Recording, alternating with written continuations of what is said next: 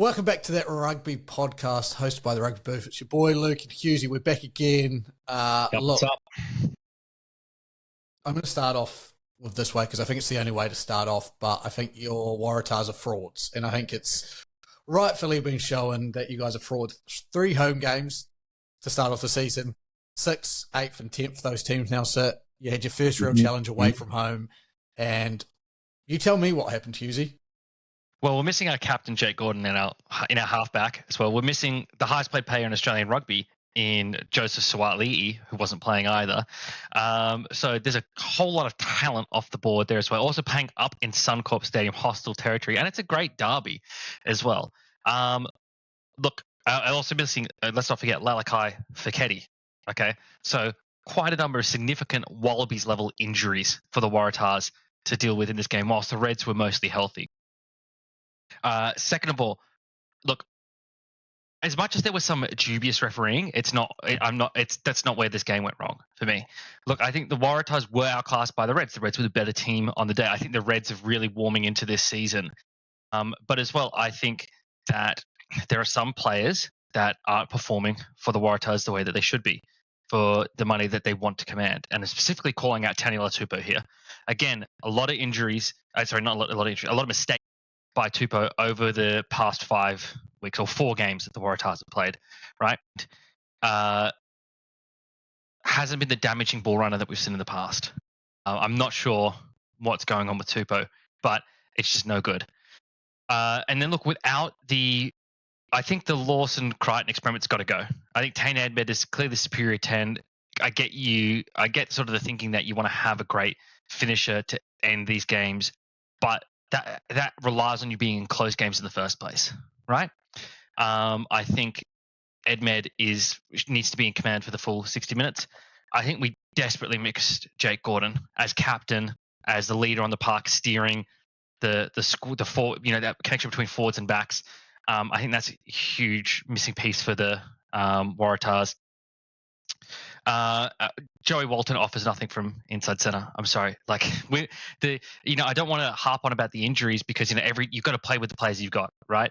But the pieces that the Waratahs are missing, if you'd had either of Feketi or Suaalii there in that 12 jersey instead, I think we'd be having a different conversation about this game as well. So, look, a couple missing pieces in there, but overall, look, the Reds defend their home turf well. There's that part of it as well. It's a good wake up call for some of these Waratahs as well. I reckon. When you're not immortal, you can't just cruise through this season. You can't just rely on your innate talent. Look, it's a good game again from another good start to the season from Super Rugby. So can't be unhappy with the game. It just goes to show the strength of Super Rugby. Yeah, and I would say, and I would endeavour. Pitching out a idea in my head, I would imagine 80% would probably sit in that home teams have won. I'm trying to think, I know Brumbies won in Fiji. I'm trying to think where other teams have lost at home. Blues have lost at home twice. Just looking at these games. So in week 1, 3 out of 5 home teams won. In week 2, 4 out of 5. In week 3, 2 out of 5. In week 4, 4 out of 5, and in week 5, 4 out of 5. So yeah, around that 75% mark, I think. Close enough. So I think it's one of those ones.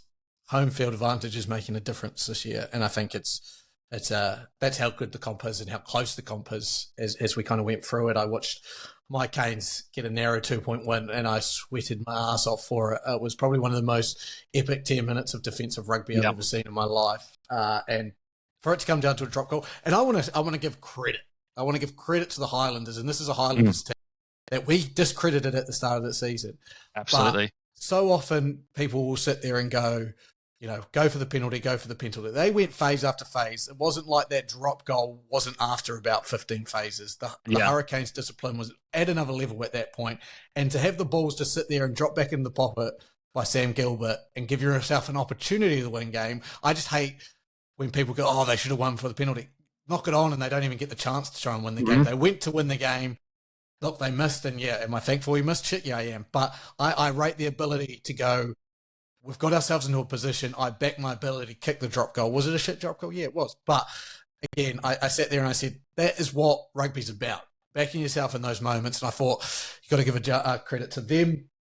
I sat there and definitely thought that Caleb Tungatau needs to be in an All Blacks jersey. After watching that performance, that was one of those special moments. I sat there and I went, this kid is special coming from the Sevens. How great is it? Can I just say as well, how great is it? You had this kind of the last couple of years, those Sevens players coming back into Super Rugby and just tearing apart. Corey Toole, Darby Lancaster. I'm looking at, Tungatau, Dylan Peach as well. There's a couple other players floating around from the New Zealand circle. Leroy Carter for the Chiefs, that you just sit there and you go, they're epic, and it doesn't always correlate to success in Super Rugby. But boy, it was exciting to watch, and I'm very excited. I love that fact. That's what Sevens should be. It should be an opportunity to breed talent. You're going to get those couple of old heads, the Eric Rusher, Scott Currys, that are going to be there for a while. I'm sure Aussie has them too. And then you get these talents coming through who play a few years. I remember when Adi Savea was in the Sevens team. Rico Ioane and Akira Ioane were tearing it up. And I'm just so thankful that we're starting to see that flow as well. I know because it became an Olympic sport, it was like, oh, it's all about the Sevens and they've got to do this and you've got to do that. But I think it's such a good flow back to Super Rugby, and we're seeing the talent coming out of it. It's such a different pathway up that also offers opportunity. I'm so thankful to see. I did want to touch base on back for it threes, though, because I watched the Crusaders game, and this popped into my head, and I know it's going to be controversial because you're like, oh, my God, you just watched one game. It doesn't really count. But I'm looking at the back three of the Crusaders: Macca Springer, Will Jordan, Sevu Reece. Okay, now let me explain this. Macca Springer is Will Jordan 2.0. Basically, tall, lanky winger/fullback that can run fast and score tries. Will Jordan is arguably up there with one of the best fullbacks in the world at the moment. Sevu Reece is now the third top try scorer in Super Rugby.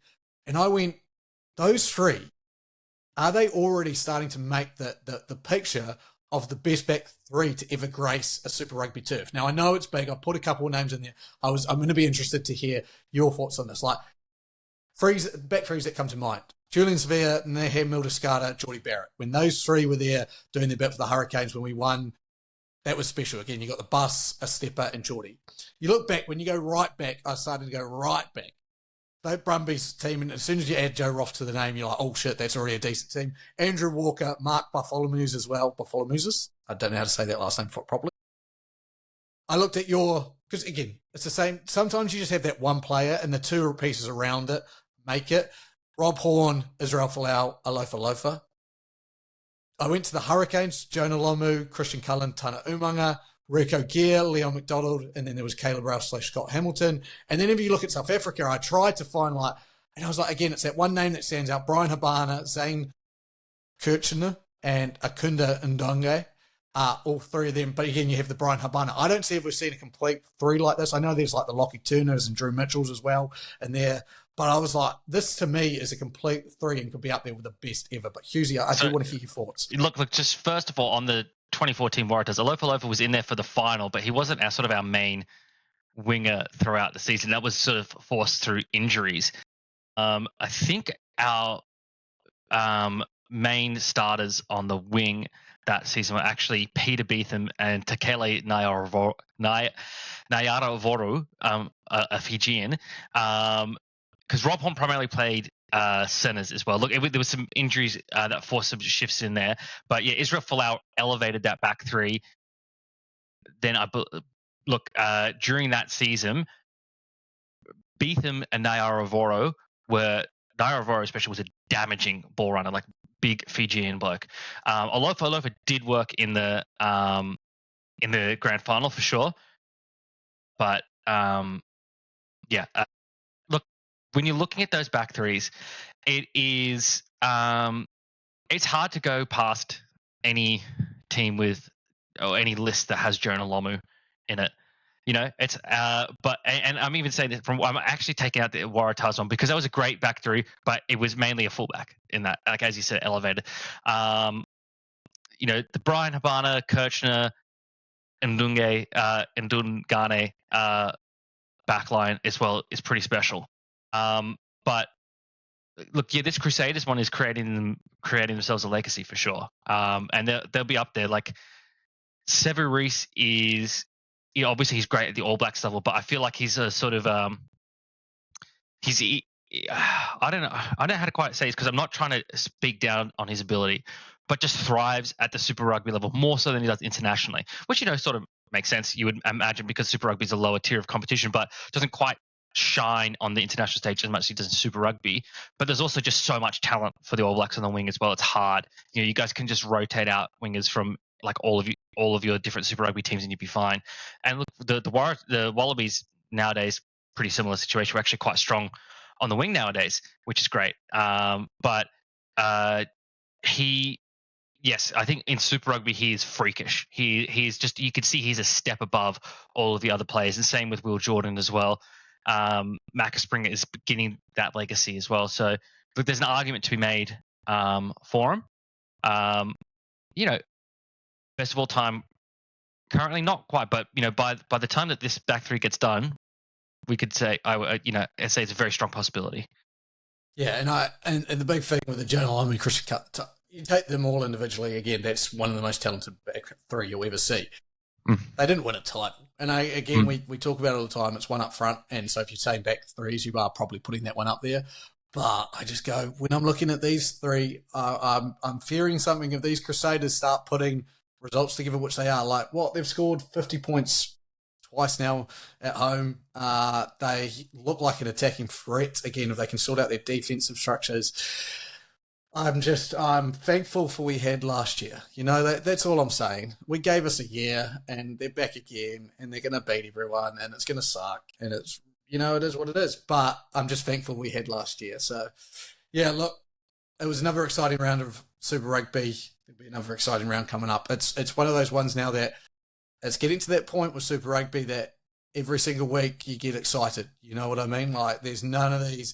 As you said, even the Force held on to the Crusaders until like halftime. There's all these games, teams are staying in the fight. The Drua kept fighting. There's none of these big 70, 60-point blowouts. So, yeah, it's a really exciting time of year. Six Nations, my friend. I put down, it goes down with a whimper. It did a little bit, but obviously lots of storylines in there. It was the fairy tale that the Six Nations organise is hope for, I would say. Yes. One of the, I guess, Italy gave Ireland a bit of a scare there as well. But then, Ireland were tanked from the next game. Like as soon as England won and got their bonus point, that was the dream over for Ireland. And crashing out from first place to third, has got to be bitterly disappointing for the Irish. And then the French came along and won the whole thing. And just, did it, typical sneaky French hanging around in the back all season. Oh, no, we lost to England. We're definitely not going to win this season, guys. Bang, taking it out. Ireland, fuck yous. We beat you in Ireland. Scotland in the last week, don't even care. Doesn't matter. England, sure, you beat Wales by 54 points, and that's great. And you got, a lot of points in the point differential column from that. You got your bonus point, whatever. Doesn't matter. No Antione DuPont, doesn't matter. We're still going to win. Look, the French will be as well. I don't even think the French would be super pleased with how this season turned out because they've lost DuPont to injury now for pretty much the rest of the year. Ireland lost one game and they crash out into third.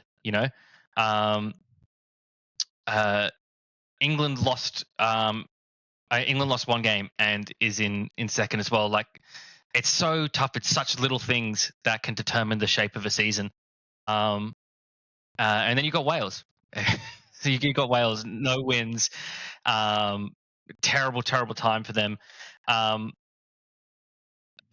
it's probably, like, going into this last week was probably what the organisers were hoping for. The results of the week were probably not what they were hoping for, though. Yeah, and I say that not because we mind the French win. I just think they would have liked a closer game in that final game to really push and have everyone at their TV screens watching it. Which, Scotland kept them in the hunt for a half. But again, Scotland, lots of questions to ask on their end. They go out with a whimper. I have a couple of questions. And this first one may be controversial, but does this actually hurt DuPont's legacy? And I ask that question because they won pretty comfortably against Scotland. They beat Ireland in Ireland largely without him. does it just show that the French are a really good side and that they don't need DuPont? Again, I'm saying this from hurting his legacy, but I still think he's one of the greatest players, not the greatest player in the world. He went and did sevens and then came back. All of these things happened, but does it hurt his legacy a little bit that the fact that French did this? Does it hurt Richie McCaw's legacy that the All Blacks were able to win games when he wasn't there? You know, like does it hurt his legacy that the All Blacks have still been a very successful team since he's retired? You know, like they haven't won a World Cup. Sure, you could put that in his favor, but I'm just saying, like you're still having a measure of success. Look, Six Nations again is not a World Cup. I don't think so. I think the majority of this season has been played with him, and he's shown what a fantastic player he is. I think it just speaks more volumes to the French, their coach, and their whole structure at the moment that they can still find success even when their best player and the best player in the world currently is not on the field.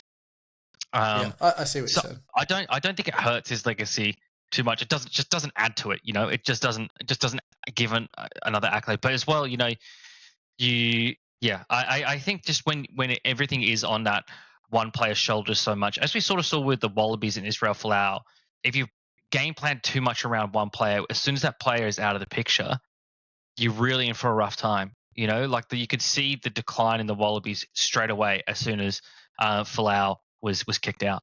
You know, and the Wallabies would have known that was coming. Rugby Australia would have known that was going to happen, that there was going to be a hit, not only in quality on the field, but in numbers watching the game. And they did it anyway, so it's a very brave decision on their behalf.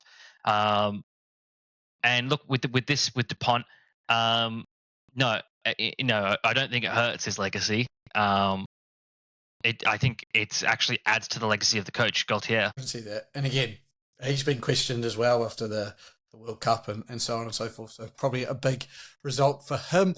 The other kind of thing, and I guess this kind of brings you, and as you're talking about the Wallabies into the equation, Ireland had been so formidable for so long. Obviously, no Farrell at the helm.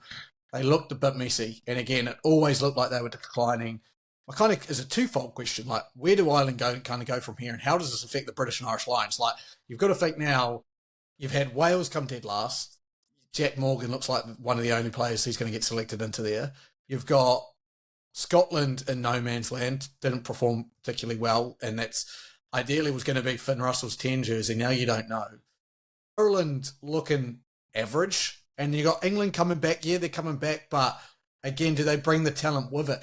Is this now a golden opportunity? You see it. No one from those British and Irish Lions has won the Six Nations for a bit of an ambush on home surface, on home soil from you Wallabies, you think, mate? I think the Ireland may have been hurt by Farrell's split attention. And yeah, I don't know, but it's very strange from Irish. I think, yeah, it definitely opens the door. I think people will believe a bit more now that the Wallabies can spring an ambush. You know, Wales are in purgatory.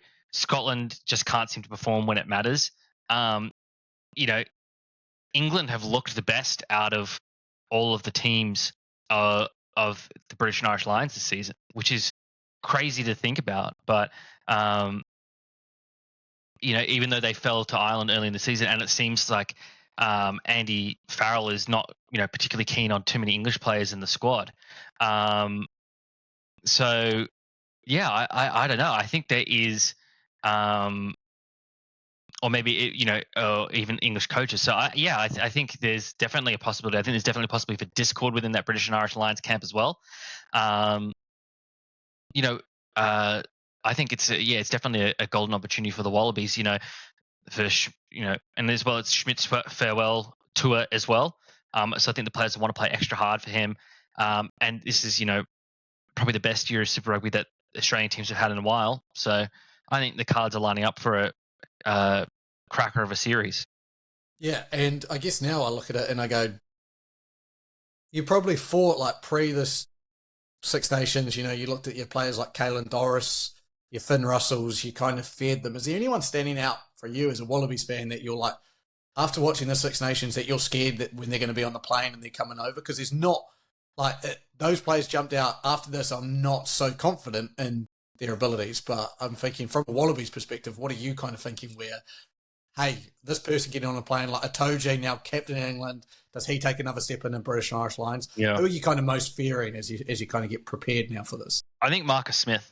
like he is just he's really maturing into his role and taken over from Owen Farrell as the dedicated English 10. But he's got that versatility to play elsewhere as well. Especially if Finn Russell's going to be in the side, like that's a selection headache there for Andy Farrell. But I think Marcus Smith, he's in the games he's played against the Wallabies has been very, very good. So he scares me a lot, and his ability to set things up. And then I'm to be honest, the scrum is going to be a big part of it. So those big beefy front rowers, particularly Ellis Genge, I think any kind of scrum is going to be very, very difficult for the Wallabies to beat. Everyone's going to have to be on their A game. Like Angus Bell is a fantastic prop, but it's then who plays on the other side of him that's going to be able to hold up, because Tana Tupa on his day is one of the best in the world. But what we've seen this Super Rugby season is how inconsistent he is, right? So can Dan McKellar and Joe Schmidt unlock some more consistency out of Tupou to make sure he's the player that they need him to be? So far, the answer's been no. And that's very concerning from a Wallabies perspective. Yeah, and I guess from a Wallabies perspective, is there anyone you think makes a shot call-up that's looked good in this Super Rugby Pacific? You think, again, 10 jersey, you'd imagine is pretty wide open with Lolosio not being available. Anyone else just putting their hand up? Well, Lolosio played this week for the Brumbies and played really well. And we've seen the Brumbies sort of be getting better week on week as well. But just, clearly a great play when he was on there for the Brumbies. They were pretty clinical while he was on there. And then in that second spot, it's probably a three-way vying for the other 310s, Liner, Edmed, and Donaldson. Week 1 and 2, you would have said Donaldson, but he's been a little bit inconsistent these last couple of weeks. So it's sort of a bit harder to pick now. Liner has played fantastic for the Reds. One of his best abilities was actually get under a ball and catch it, which is something that other teams have picked on the Wallabies for mercilessly in international tests. I'd really like to see Tate McDermott as a starting 9 for the Wallabies. I think now it's Tate's time. It's his time to own that number 9 jersey for the Wallabies. Nick White isn't doing it for me. I think you've got Tate McDermott, you've got Ryan Lonergan as well, has been playing really, really well, and Jake Gordon, obviously, rugby player. I think between those three, you're pretty set for your halfbacks. I don't think you need to go too far beyond that. Look, I think the biggest headache is going to be then the back five. Who plays centers, wing, fullback. Tom Wright. What we saw against the Drua was just vintage Tom Wright. Ability to make plays. When he's on, he's on. Even his lows are getting less low, I think, as well. I wouldn't mind to keep seeing. Look, I sort of said this with the Waratahs as well. I think Tom Wright at fullback, and then Suoli'i somewhere in the centres with Len Ikitau. Then one wing Jorgensen, the other wing Kellaway or Dylan Peach. I think Filippo Danguno as well. Like there's a bevy of riches there for the Wallabies. So I think that probably prevents any sort of shock call-ups on the wing, like a Corey Toole. I'd love to see him get a shot, but it's just like, who do you take out for Toole? There's just so many great wingers there that play so fantastically, and like Jorgensen has been superb this season for the Waratahs. Then in the forward pack, I think you've got McWright, Valentini, Wilson as your back three. Tizano as probably a bench back rower there as well. Charlie Cale has been superb as well this season. Looking like he's putting up his hand to play fly half for the Wallabies with some of those kicks through he's been doing. So he's a viable option there. So second row is going to be probably a tricky one just because of the comparative lack of talent there. But even then, a lot of players have been putting up their hand this season. Frost, Darcy Swain, Salakai Lotto as well. And Skelton then coming back as well, I assume. Sorry? Skelton coming back as well, I assume. Exactly. You've got Skelton, probably I'm sure available for selection. Ben Grant for the Waratahs the last 2 weeks has been great in the lock position. It's. I don't know if anyone's going to surprise me. I am from who I've described. I'd be more surprised if people that I haven't named get picked in plays place of players that I have named. Yeah, I get that. I see that. It'll be very interesting as those squads come out. Last thing for today, I just thought I was doing some research, doing some reading, watching some games. The Netherlands were playing Belgium this week, and obviously I played some Dutch footy, so I was interested in it. But I actually worked out 2025 is the year for 2027 World Cup qualifying, and I didn't realise this. Georgia beat Spain to win that European Rugby Championship, which is like the second division. They've won now 8 in a row. That was Spain's first chance trying to win it. In the past 16 tournaments, Georgia have now 17 tournaments. Georgia have won 15, while Romania has won 2. So Georgia, quite clearly the best of the rest in Europe, will lead that group. The top 4 go through. So I think that was Georgia, Romania, Spain, and Portugal. Then the 5th team, which was the Belgium versus Netherlands game, were playing off to see who would go into the qualification tournament. Belgium won that, so they go through to the qualification tournament.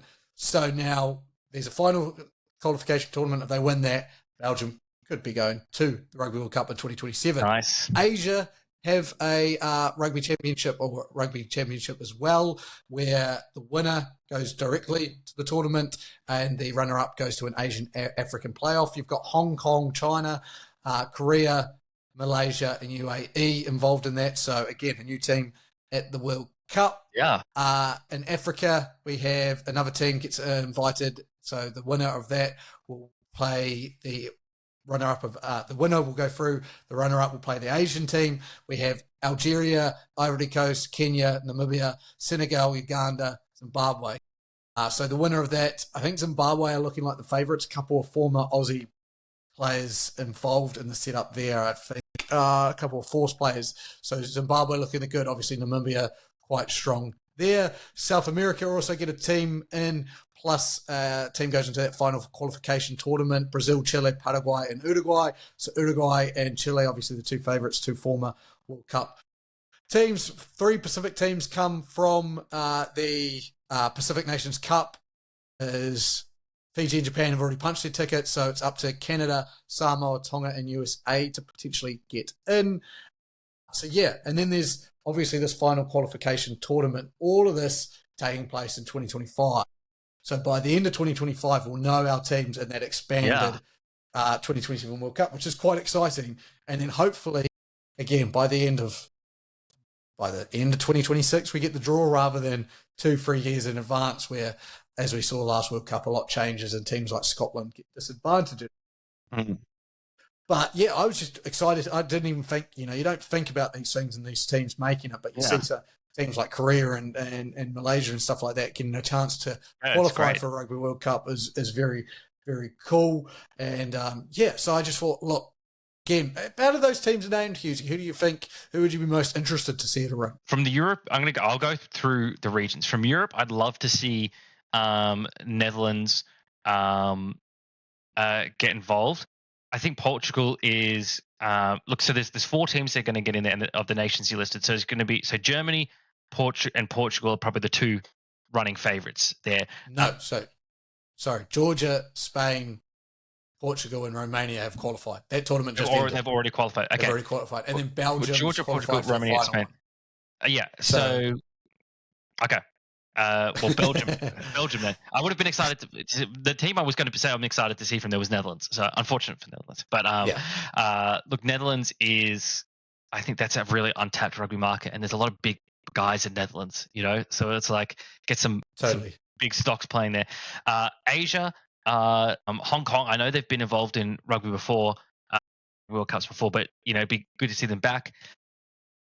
As you said, it's going to be Zimbabwe or Namibia, and then they'll go to the Asia Africa playoff, and the one that loses out of those 2 will probably be the qualifier from that tournament, I would imagine.